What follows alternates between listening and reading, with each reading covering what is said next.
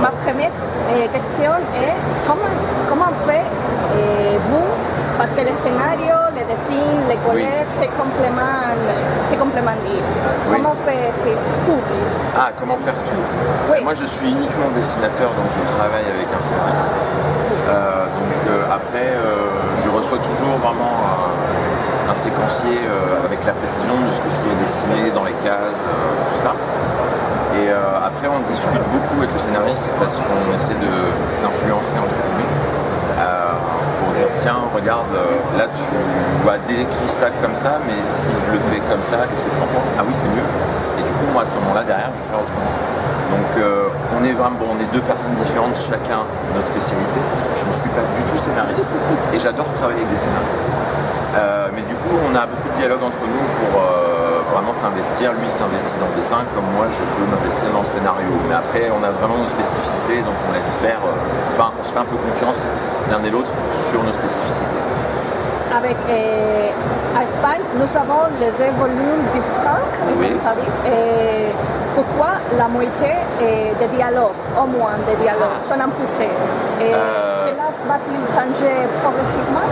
Oui, pour le manque de voyelles, vous voulez dire? D'accord. En fait, le manque de voyelles, c'était une idée que le scénariste avait eue. Parce que comme ça se passe à la préhistoire, il cherchait un moyen de dire parce qu'il va arriver, quel va être le problème de communication. Et il s'est demandé, bon, les hommes préhistoriques, c'est assez bourru. Et c'est vrai que si on enlève les voyelles, ça donne un truc du genre... Voilà, donc on se dit que ça peut être très bien. Et il voulait juste, il avait cette idée-là, mais il voulait juste savoir si ça prendrait, parce que le public cible pour cette bande dessinée, c'est les enfants. Donc il voulait juste savoir si ça allait prendre avec les enfants. Donc il a pris auprès de ses filleules, et il a testé auprès d'elles, pour voir un petit peu comment elles allaient réagir. Et ça les a éclatées, et elles se sont amusées après à parler que comme ça pendant, voilà. Donc il a dit, bon le concept prend auprès des enfants, donc on va le faire. Après la question a été, on en avait rigolé quand on s'était vu la première fois, de dire est-ce qu'on fait tout l'album sans voyelle? On a dit non là c'est un peu trop compliqué. Donc le fait est que voilà, donc on a toujours Franck arrive à la préhistoire et il apprend dans le tome 1 les voyelles finalement aux hommes préhistoriques, mais on a quand même de temps en temps des petits mots qui continuent sans voyelles, tout ça. Et par la suite, de toute façon, il a juste appris avec cette tribu, donc s'il s'avère qu'il va rencontrer d'autres gens, ces gens-là ne connaîtront pas les voyelles par exemple. Donc du coup, on va continuer de jouer quand même un petit peu là-dessus. J'aime votre travail parce que pour moi, je crois que c'est hyper réaliste. Ah oui? C'est vrai? Oui. D'accord. En fait... les couleurs, oui. les expressions. Oui, voilà. Ah d'accord, ok. Oui, non, moi, pour le travail des personnages, pour les expressions, pour les sentiments, c'est vraiment ce que j'aime travailler. Voilà. Après, c'est vrai que du coup, ce livre-là, c'est vraiment une influence de tout ce que j'ai pu lire. Et c'est vrai qu'avant de faire Franck, j'avais fait d'autres livres qui ne sont pas sortis en Espagne, mais qui sont beaucoup plus réalistes. Donc je viens plutôt d'une veine réaliste en termes de dessin. Donc ça m'a beaucoup servi pour Franck parce que justement, on travaille des expressions, tout ça. Et après, voilà, moi j'adore le manga par exemple. Le manga, c'est un travail qui est très expressif. Et du coup, j'essaye de mettre ça beaucoup dans mon dessin. Mais oui, moi ce qui m'importe, en fait, ce que j'aime en tant que lecteur de bande dessinée, c'est l'empathie que je peux avoir pour les personnages. J'ai besoin, par leur travail d'expression, en plus, ça va donner des indices sur leur personnalité. Et donc je pense que c'est le meilleur moyen de rentrer dans une histoire. L'histoire est très importante, mais les personnages qui sont dans l'histoire sont, à mon sens, plus importants aussi. Et c'est bien avec Olivier, avec le scénariste du coup, qui lui est vraiment sur le même schéma de travail. C'est-à-dire que l'histoire est importante, mais c'est les personnages qui vont la vivre qui sont encore plus importants. Aimeriez-vous que Franck, on va aller au cinéma avec Pixar, mais avec votre... Ah, écoutez, ça serait super. Après, le truc, c'est qu'avec mon éditeur Dupuis, il y a le pôle audiovisuel pour les achats de droits. Donc, c'est en cours. Voilà, donc, pas énorme. Mais voilà, donc du coup, ça serait absolument génial. Donc, voilà, on espère. on espère beaucoup. Mais c'est vrai que les influences Pixar sont très présentes. Olivier, par exemple, avait fait une masterclass d'un scénariste de Pixar qui lui a énormément servi dans sa manière d'écrire.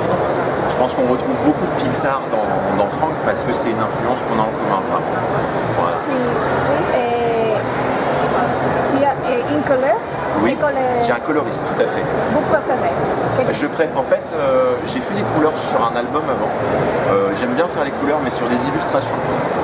Voilà. Après, sur des pages de bande dessinée, en fait, moi, j'aime le travail de groupe. Voilà, j'aime bien travailler, et le coloriste de Franck, Johan, est un coloriste avec qui j'avais déjà travaillé avant. Et c'est quelqu'un dont je suis très sensible à son travail. Et quand j'ai commencé à travailler sur Franck, quand on a fait le dossier, j'ai immédiatement pensé à lui pour les couleurs de l'album, parce que je savais qu'il ferait ce que je voudrais, mais en mieux. Parce que moi, ce que j'aime finalement dans le travail de groupe, c'est que quand on a des sensibilités qui sont les mêmes, et quand on veut aller dans les mêmes directions, le fait est que les personnes vont amener quelque chose de plus. Parce que quand on travaille seul, que ce soit au niveau du scénario, le dessin c'est encore autre chose, mais quand on travaille seul au niveau du scénario, de la couleur, on est toujours limité par ses propres limites. Voilà. Et c'est intéressant. Moi j'adore ce genre de travail où on discute, et c'est vrai quand Johan sur les couleurs, là pour l'instant ce n'est qu'au tome 2. Au tome 2 il commence à prendre certaines libertés, c'est-à-dire qu'il y a des parties de la forêt, de la jungle qui sont rouges par exemple, des trucs, il a dit tiens je vais essayer ça. Et en fait ce qui est génial avec Johan, c'est que la couleur participe à la narration, c'est-à-dire que j'essaie déjà de faire un travail moi d'émotion sur les personnages, mais lui derrière avec la couleur sublime encore plus le travail d'émotion qui se passe au moment de la scène. Et voilà, c'est ce que j'aime beaucoup.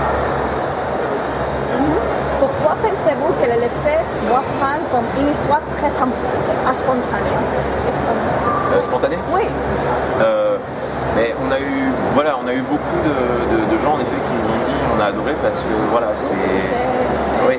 Mais en fait je dirais qu'il n'y a pas de secret. Il faut être spontané en le faisant. Et normalement, si tout va bien, la spontanéité, elle est transmise au lecteur. Parce que on a beaucoup de gens qui nous ont dit c'est super parce qu'en effet, nous on prend un pied incroyable à travailler sur cette série. Vraiment, on se marre.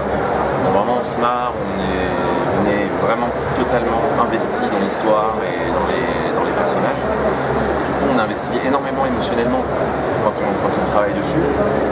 Et on est content parce que c'est vrai que beaucoup de gens nous disent mais ça se sent.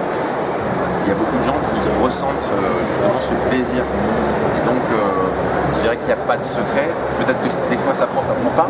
Parce que je pense que tout auteur de bande dessinée ou tout auteur de roman, d'œuvre artistique, fait les choses avec passion. Maintenant, quand ça marche auprès des lecteurs, c'est super. On est très content. À quel super-héros voulez-vous envoyer à votre comic, à Franck? À quel super-héros? Le super-héros que... Oui, super-héros. Voulez-vous envoyer à Franck? D'accord. Pour faire un parallèle avec Franck, en fait. Ouais, la question difficile. Parce que quand même, en fait, Franck, c'est finalement un héros très ordinaire et très démuni. Je veux dire, il n'a pas de pouvoir, il n'a pas de réseau de téléphone, il n'a rien du tout. Il arrive avec ses connaissances du 21e siècle, mais finalement savoir faire du feu ou savoir chasser, c'est pas quelque chose qu'on sait parce qu'on est plus avancé technologiquement que d'autres personnes. Donc j'essaierai de trouver un héros ordinaire. Alors dans un registre moins trash, mais je pense à Kick-Ass, vous voyez un peu. C'est-à-dire que c'est un mec qui d'un coup se retrouve avec une envie mais qui s'en prend plein la tronche. Voilà. Donc ouais, si je devais faire un parallèle, c'est que j'ai envie d'être un peu un héros, mais je m'en prends plein la tronche parce que c'est malheureusement ce qui lui arrive assez souvent. Si vous pouvez faire un caractère ou personnage à Franck. Oui. Pour le caractère, il y a beaucoup de soi. En fait, même dans tous les personnages de la bande dessinée, on se projette beaucoup, en soi en tant que dessinateur, même les scénaristes aussi. Voilà, après c'est vrai que quand on apprend, enfin quand on dessine pour soi-même, quand on a besoin de modèles, le premier modèle, si on a besoin de dessiner des émotions, on prend un miroir et on se dessine. Donc forcément, il y a énormément d'investissement. Donc oui, Franck, c'est un peu moi, j'avoue. En plus, pour l'anecdote, cet été, j'étais chez moi et j'ai eu une grosse panne d'internet et de téléphone. Donc je me suis retrouvé vraiment un peu démuni avec ce côté-là. Et je me suis dit, tiens, c'est donc ça qu'il ressent, Franck. Et donc, oui, non, il y a vraiment beaucoup de points communs. Alors après, je lui donne mes côtés très énervants aussi parce que ça reste un gamin de 12 ans qui est un petit peu, je vais dire un gros mot, mais le petit con, voilà, le petit con de 12 ans, mais qui en même temps est très intelligent parce qu'il a une manière de réfléchir on sent que c'est quelqu'un qui a une vraie intelligence. Et c'est là que c'est intéressant avec ce personnage. Et après, on a vraiment, sur toute la tribu dans laquelle il arrive, on a vraiment plein de caractères différents. Alors pour l'anecdote, ce qui est rigolo, c'est que quand on a créé les personnages de la tribu, mon scénariste n'avait pas d'exigence. Il a juste dit, je fais un nombre égal d'hommes et de femmes. C'était la seule contrainte. Alors après, moi je me suis dit, bon, comment je vais faire? J'ai dit, tiens, je vais en faire 2 qui seraient éventuellement des jumeaux, mais du coup qui se ressemblent vachement, donc ils ont des gros sourcils, voilà. Et du coup, j'ai juste dessiné moi en projetant, mais j'avais absolument pas décidé de caractère. Je me suis dit juste, après je verrai, et en fait, après le scénariste il les a vus et a dit, alors lui je l'imagine bien comme ça, et du coup c'est lui, après on a fait un peu le travail à l'envers, parce que c'est vrai que normalement, le scénariste, quand il nous envoie des caractéristiques de personnages, il nous dit, bon voilà, lui il est comme ça, il est un peu, voilà. Donc là on a fait à l'envers, donc c'était intéressant. Il y a combien de volumes ou de livres de Franck? Alors, là, en France, le tome 4 vient de sortir, donc c'est la fin du premier arc. Là, on est en train de travailler sur le deuxième, où il y aura 4 tomes aussi.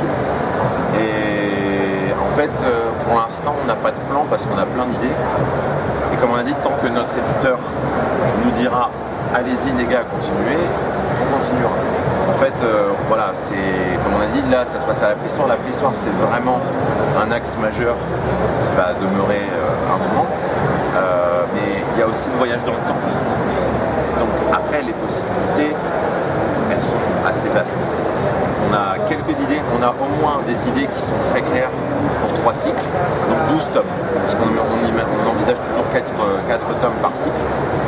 Donc voilà, là on est au moins parti sur 8 tomes. Et puis après, voilà, comme on dit, du jour au lendemain. Voilà. Merci beaucoup. De rien.